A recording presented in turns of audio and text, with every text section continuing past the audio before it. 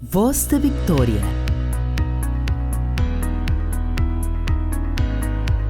Con el apóstol Carlos Luis Vargas. Que llega a ustedes con una palabra de Dios que transformará su vida.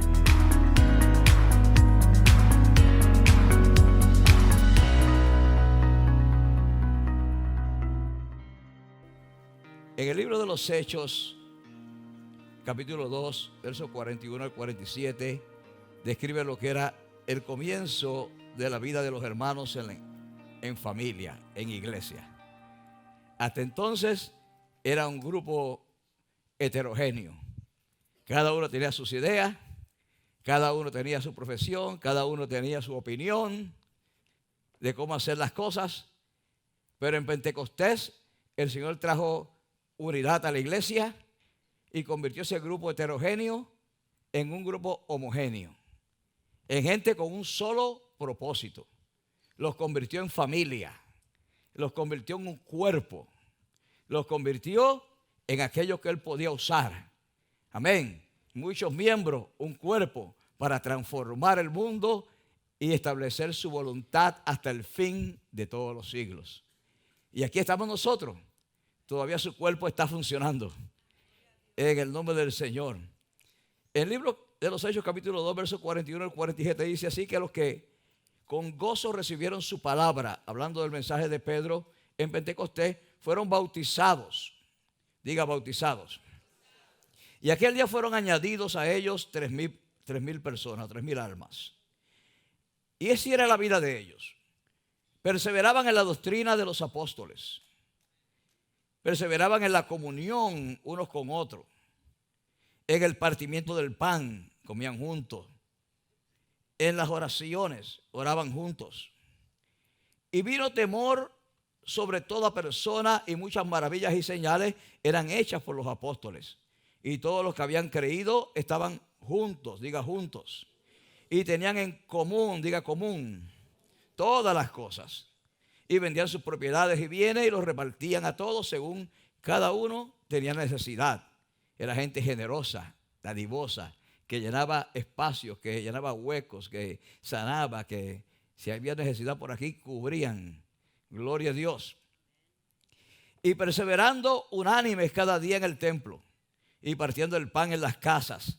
Diga, templo y casas. Comían juntos con alegría y sencillez de corazón, alabando a Dios, teniendo favor con todo el pueblo.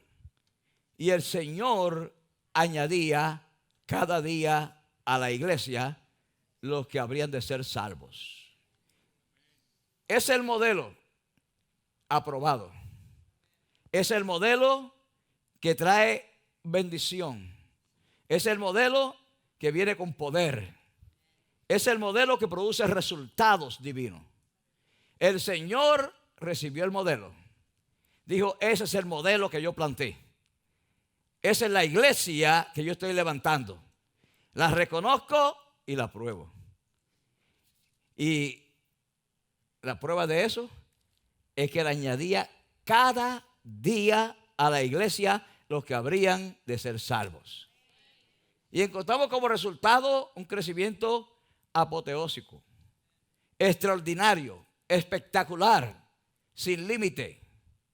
Un crecimiento que no ha tenido comparación en la historia, donde un solo mensaje podía salvar 5,000 personas. Y 5,000 personas que no se irían atrás, porque se hacían parte de la iglesia. Y el que hace parte de verdad de la iglesia y entiende lo que es la iglesia, no se pierde nunca.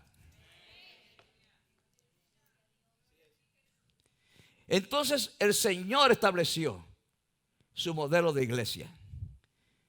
Nosotros sabemos en esto que Cristo es el camino.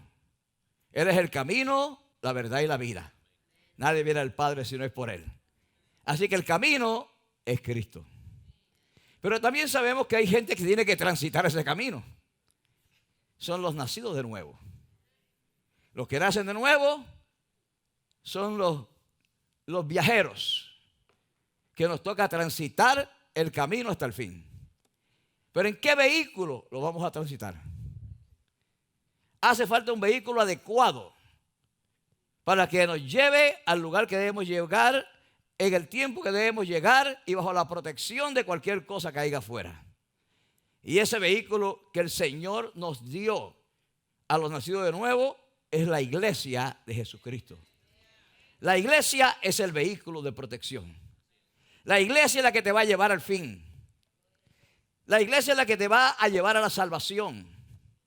La iglesia es la que te va a ayudar a entender el propósito de Dios.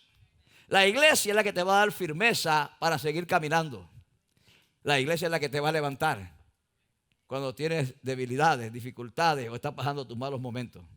¿Alguien puede decir amén? Entonces, muy importante esto. Muy importante. Uno de los padres de la iglesia del siglo IV dijo que el que no tiene a la iglesia por madre no puede tener a Dios por padre. Hay gente que piensa que puede ser salvo independiente de la iglesia. Es muy difícil. No digo que es imposible, pero es muy difícil. Y no sé qué tipo de salvación será. Porque nuestra misión, la razón por la cual Él nos salvó, está contenida en la iglesia. Tenemos que servir a Dios en la iglesia. Desde la iglesia hacia el mundo. Como un solo cuerpo. ¿Alguien puede adorar a Dios? Hay muchas cosas que tienen en común características similares en el mundo, pero no logran los mismos resultados. Hace un tiempo atrás estaba en Tegucigalpa y vi un negocio de pastelería y decía DK Donuts. DK Donuts. Y yo dije, mira, llegó Dunkin' Donuts aquí a Honduras. Y que nos acercamos, no es Dunkin' Donuts, es algo que le pusieron un nombre similar, infringiendo, pero no es lo verdadero, era algo diferente. Entonces quiere decir que hay muchas cosas que tienen características similares, parecidas, pero no necesariamente es el mismo producto, ni tiene los mismos resultados. Y Cristo nos fundó muchas cosas que se parecen a la iglesia. Cristo fundó una iglesia. Sobre esta roca yo edifico mi iglesia, dijo, y las puertas del infierno no prevalecerán contra ella. Entonces hay un solo organismo vivo, porque no es organización, es organismo, porque tiene vida propia, la vida que Cristo le ha dado. Hay un solo organismo en el mundo a quien Dios le da el poder para echar abajo las puertas del infierno. Y es a su iglesia, la que tiene su modelo, la que practica lo que Dios nos enseñó, lo que Cristo nos enseñó el tiempo que vivió con nosotros, porque Él vino a plantar su iglesia. ¿Alguien puede adorar a Dios? Sin duda hay millones de congregaciones en el mundo, pero no todas están logrando el objetivo de salvar las almas, reconstruirlas de acuerdo al modelo de Jesús, ni entrenarlas para que hagan las mismas obras que Jesús hizo aquí en la tierra, y muchas veces mucho menos enviarlas en vez de solo amontonarlos. Hay que enviarlos, no amontonarlos. Y es importante entender la función de la iglesia. Es importante entender la vida de los creyentes. Es importante llevarlos en el proceso de madurez hasta que puedan ser ellos mismos los elementos que Dios usará para producir otras iglesias saludables en el mundo. La idea no es tener mucha gente capacitada y que ocupen un banco y decir, mira cuánta gente tengo. La idea de Cristo es que este evangelio sea predicado a todas las naciones, hasta lo último de la tierra, y entonces vendrá el fin. ¿Alguien puede alabar a Dios? La pregunta es, ¿cuál es el plano de la iglesia que Jesús vino a fundar? La que fundó sobre su propia sangre. ¿Qué características distintivas poseen los que la componen? Los que son hijos de Dios y hijos del reino con toda propiedad. ¿Qué características poseen ellos? ¿Cómo son? Identificarse uno en esta mañana pues soy yo parte de la iglesia. ¿Estoy funcionando a plenitud? ¿O estoy en una copia de iglesia? ¿O estoy en la iglesia verdadera? Y si estoy, voy a trabajar, voy a hacer todo lo que tome para que la iglesia de Cristo pueda prevalecer contra las puertas del infierno. Y el Señor se glorifique en su iglesia. Entonces, Jesús dijo que las puertas del infierno no podrían prevalecer contra la iglesia. Es una iglesia de enfermos, pero sanadores. Es una iglesia que se parece a Él. Alguien dijo ayer, porque nosotros estamos supuestos a ser enfermos sanadores. ¿Tenemos problemas? Sí, tenemos. ¿Tenemos lucha? Las tenemos. ¿Arrastramos cosas? Sí. Pero en el proceso vamos sanando a otros. Y vamos ayudando a otros. ¿Por qué? Porque debemos ser igual que Cristo. Somos la iglesia. Y Cristo nos sanó no por su salud, sino que por sus heridas nosotros fuimos sanados. Por sus llagas nosotros fuimos sanados. Entonces somos como Él. Debe ser el mismo proceso. No tenemos que ser Superman para ser un buen cristiano o para hacer la obra de Dios. A veces arrastrando la chancleta, pero haciendo la voluntad de Dios. ¿Alguien puede adorar a Dios esta mañana? Entonces, no es una iglesia de gente perfecta, pero que aspira y mira a la perfección del Señor. Una iglesia apasionada por su comisión, por salvar las almas, por ayudar a los pobres, por levantar al necesitado, por consolar a la gente que muere, los familiares de la gente que muere, por acompañar el luto, por acompañar la casa del banquete, por estar en todo lugar donde la gente requiera que estemos. Es una iglesia que es empática, no solamente simpática. Cuando damos la mano a la gente que viene aquí, los domingos, pues algunos dirán, ay, pastor es simpático. Otros dirán, ay, no me cae bien, es apático. Pero sea lo que sea, yo sé lo que soy. Ni soy simpático, ni soy apático, soy empático. Estoy mostrando empatía con cualquier persona, con gente que tiene problemas, con aquel que llamó que estaba enfermo, con aquel que perdió, empatía. Porque la gente quiere saber que a la iglesia le importa lo que le pasa a cada uno de los miembros de su casa y a ellos mismos. Esa es la iglesia que Cristo fundó. Entonces, una iglesia apasionada por su comisión, compasiva con el que sufre, solidaria con el necesitado, esperanzada con los cambios que Dios hará en el mundo. No es una espectadora que ve de afuera, ay, qué mal están las cosas. El mundo está perdido, gracias a Dios que no estoy allá. Esa no es la iglesia que Cristo fundó. La iglesia que Cristo fundó está dentro del mundo. Cristo dijo, ustedes no son del mundo, pero están en el mundo. Entonces es una iglesia que está dentro de la sociedad, no de afuera mirando hacia adentro, sino adentro mirando y siendo empática con lo que pasa adentro. Y siendo luz en medio de las tinieblas. Y siendo sal en medio de un mundo corrompido. ¿Están conmigo? Entonces es una iglesia que no es una espectadora, sino trabajadora para producir cambio. No una que mira desde afuera y se lamenta, pero una que está adentro acompañando al mundo, brillando para mostrarles el camino. Aunque no somos de este mundo, dijo Cristo, estamos en el mundo. Hablemos de las características de una buena iglesia. Cuando nuestra nación fue fundada, Estados Unidos de América, el centro de la vida en todas esas colonias, en esas villas, el centro de todo era la iglesia. Se construía el edificio de la iglesia, ahí se educaba a los niños, después de los cultos se discutían los problemas comunitarios, ahí se buscaba solución, si hacía falta hacer una calle, si había que hacer esto, si había un problema entre vecinos, si había lo que fuera, se resolvía ahí. No había gobierno, pero había iglesia.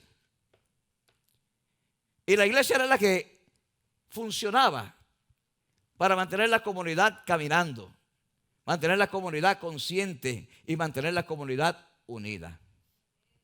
Esa es la función de la iglesia.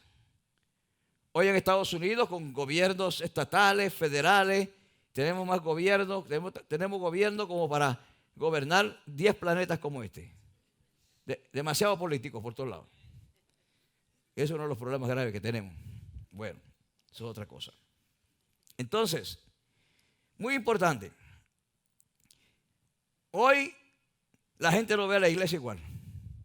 Fue triste cuando en la pandemia se permitió a muchos establecimientos, a muchas organizaciones, se le declaró a ellos que eran servicios esenciales.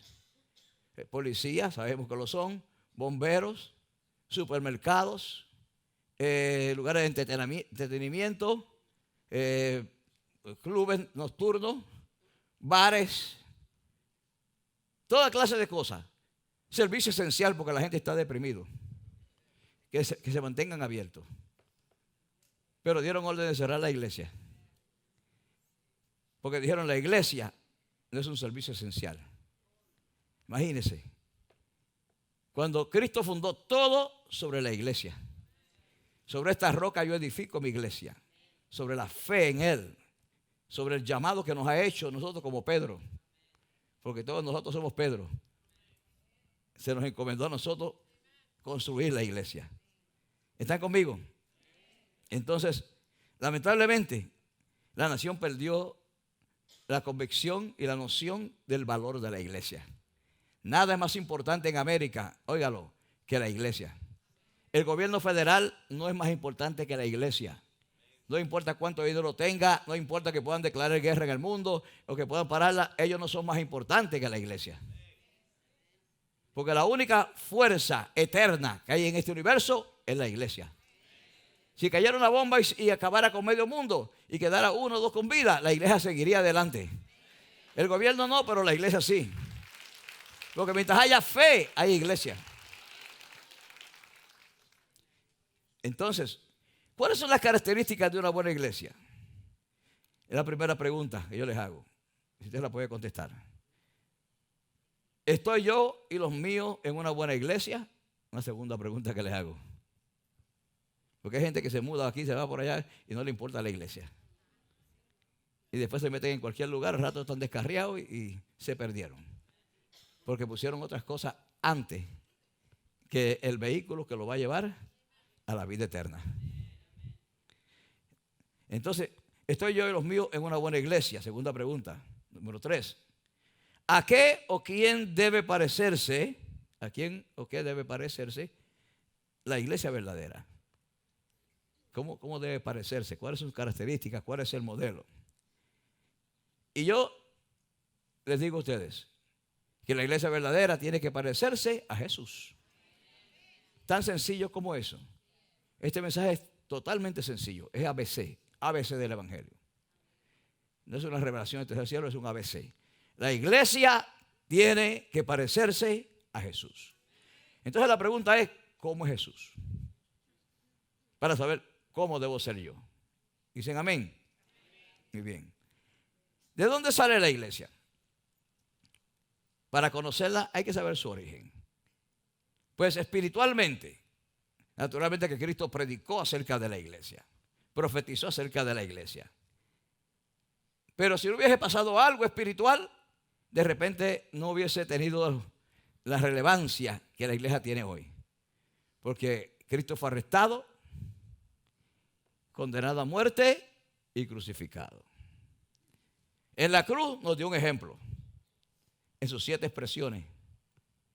Un ejemplo de un modelo de vida superior al modelo de vida de los hombres.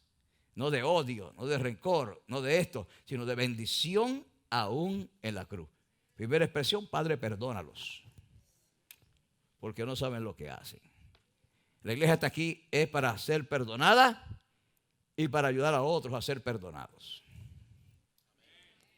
En segundo lugar, cuando Cristo colgaba en la cruz, finalmente casi expirando, o después de expirar, una lanza traspasó su costado. La Escritura dice que de su costado salió sangre y agua. Y yo le he enseñado a ustedes anteriormente que sangre y agua son los elementos ¿de qué? De un parto, de un parto. Así que espiritualmente la iglesia nació allí en el Calvario, cuando Cristo derramó sangre y agua de su costado. Allí nació la iglesia. Sus raíces están allí. Están en el sufrimiento, en el dolor y el entregar su vida por nosotros. Entonces la iglesia debe entregar su vida por otros. Por eso es que la iglesia es un lugar de sacrificio, de misiones, de trabajo. Damos nuestro dinero, damos nuestro tiempo, damos nuestros talentos, caminamos la milla extra con la gente. ¿Por qué hacemos eso? Si no lo necesitamos hacerlo, podemos tener que ir una vida más fácil sin hacer eso. Pero lo hacemos. ¿Por qué? Porque queremos tener una iglesia al modelo de Jesús. ¿Alguien puede amar a Dios? ¿Alguien puede amar a Dios aquí? Entonces permítame darle 4 características de la iglesia. Y ese es el centro de mi mensaje. La menciono y después hablamos de ella. La primera, la iglesia tiene que ser amorosa por medio de la comunión. Diga amorosa por medio de la comunión. Primera característica. Porque el amor es lo más grande y lo más importante de este universo. Cristo entregó su vida por nosotros, no por teología, no porque era lo correcto, no porque era políticamente adecuado o correcto. Entregó su vida a nosotros por una sola razón. Él me amó y se entregó a sí mismo por mí. De tal manera amó Dios al mundo que dio a su Hijo. Entonces el amor, la iglesia debe ser amorosa por medio de su comunión. En segundo lugar, debe ser una iglesia alta por medio de la adoración. La adoración. Y voy a hablar un poquito de eso porque es tan importante eso. Entrar en ese espíritu, en la adoración. En tercer lugar, la iglesia debe ser ancha, amplia, por medio del evangelismo. No es una iglesia que está en las 4 paredes. No es una iglesia que se conforma con que los 4 pelones vinieron. Y faltó un pelón, pero quizás el domingo regresa. Es una iglesia que siempre está ganando, que está tocando gente, que está tocando comunidades, que está tocando hogares. Donde quiera que hay necesidad, ahí está la iglesia. Dicen amén. Y en cuarto lugar, es una iglesia profunda por medio del discipulado. Porque sin discipulado, la iglesia sería simplemente una barca llevada por el viento. Hay muchas iglesias así, que uno no sabe qué tipo de culto va a encontrar hoy. Si va a encontrar mucha gente o no va a encontrar gente. Pero cuando la iglesia tiene buen discipulado, uno sabe que la gente está discipulada. Y la gente es la iglesia. Y esté quien esté, las cosas también. Ellos van a hacer la obra. Y va a estar mejor cada día. Porque la gente está madura, está firme. Discipulado da firmeza, profundidad. Dicen amén. ¿A quién se parece una iglesia así? Pregunto otra vez. ¿Somos qué? ¿El cuerpo de quién? De Cristo. La iglesia debe ser semejante a Él. Hablemos de la primera característica. La iglesia amorosa por medio de la comunión. Cristo nos enseñó. En esto conocerán todos que ustedes son mis discípulos. Porque van a venir todos los domingos al culto. Se van a vestir con lo mejor que tienen. Se van a sentar respetuosamente. Y van a pasar el tiempo que se les requiere pasar en el edificio. Y ustedes son buenos cristianos. Y traigan las ofrendas y los diezmos. ¿Fue lo que dijo Cristo? No. Eso es importante, pero eso no es lo más importante. En esto conocerán todos que ustedes son mis discípulos. En que ustedes se amarán los unos a los otros, tal y como yo les he amado. ¿Cómo nos amó Él a nosotros? Él nos amó de modo que puso la vida por sus amigos. Ustedes son mis amigos y yo pongo mi vida por mis amigos. Quiere decir que la iglesia, lo que lo une, los lazos que nos unen y que nos hacen caminar juntos, es el amor que debemos tener unos por otros. Que si una persona no tiene empleo y no ha podido encontrar un empleo, y eso debe ser motivo de preocupación para alguien en la iglesia. Que si alguien está enfermo con una situación, alguien tiene que preocuparse y decir, hay que ayudar a este hermano, voy a hacer algo, voy a llamar al comité misionero, vamos a organizar algo para que podamos resolver estas cosas. Que si alguien tiene una crisis, pues hay que buscar a alguien que lo ayude dentro de la iglesia y encomendar. Si alguien está desorientado, hay que llamarlo y decir, mira, esta es tu orientación, este es tu norte. ¿Por qué? Que yo no he pedido ayuda, sí, pero tú eres parte de la iglesia. Eres parte de nuestra preocupación. Necesitamos ayudarte. Entonces, somos una familia. Porque la iglesia no es una organización, repito. Es un organismo que tiene vida. Las organizaciones no tienen vida, los organismos tienen vida. Y como vida que tenemos, somos familia. Somos la familia de Dios. Y yo les he enseñado a ustedes que por eso es que Dios no se presentó como el presidente del cielo y la tierra.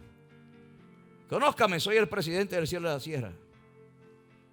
Soy el creador del cielo y la tierra, así Él lo dijo. Pero tampoco es su título principal.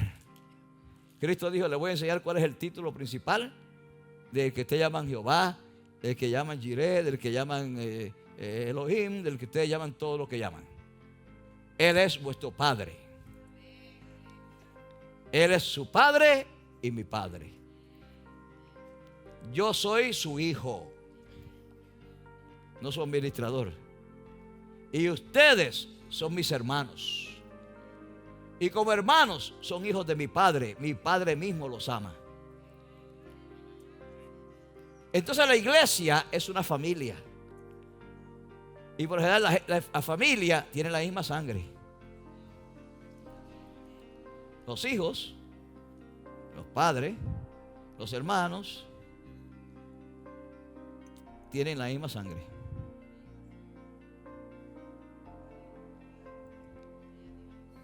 ¿Cierto? Son familias consanguíneas. Hay otros que se unen en matrimonio después y vienen y se unen en otra familia, pero son familias consanguíneas. ¿Están conmigo? Y así es la iglesia. Tenemos la sangre de Jesucristo. Por eso dice la Escritura, la sangre de Jesucristo te limpia de todo pecado. Hemos sido redimidos no con oro ni plata ni cosas corruptibles, sino con la sangre preciosa de Jesucristo, el Hijo de Dios, como por un cordero sin mancha, sin ira ni contaminación. Para el crecimiento y desarrollo integral de su vida espiritual y ministerio, ya están disponibles los libros del apóstol Carlos Luis Vargas. Sirviendo a su excelencia, un manual de entrenamiento para obreros de iglesias de alto nivel. Formando una generación superior, enseñanzas para una generación de conquistadores.